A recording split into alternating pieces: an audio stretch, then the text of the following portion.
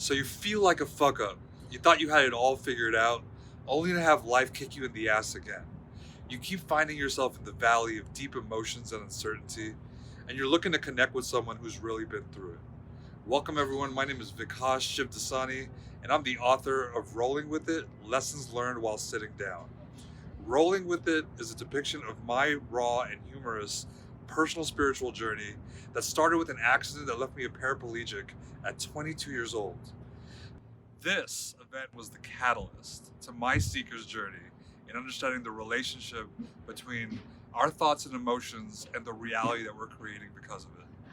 This story isn't like any spiritual book you've ever read, because this one is about a guy who had to come to terms with a sitting perspective of life, had an unwavering curiosity to understand reality, and the hard lessons I had to learn because of it.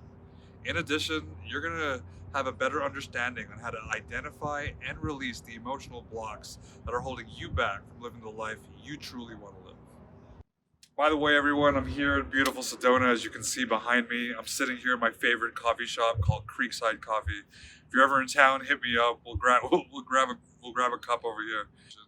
And always remember to be here right now, where your extraordinary life begins. Thank you very much, everybody.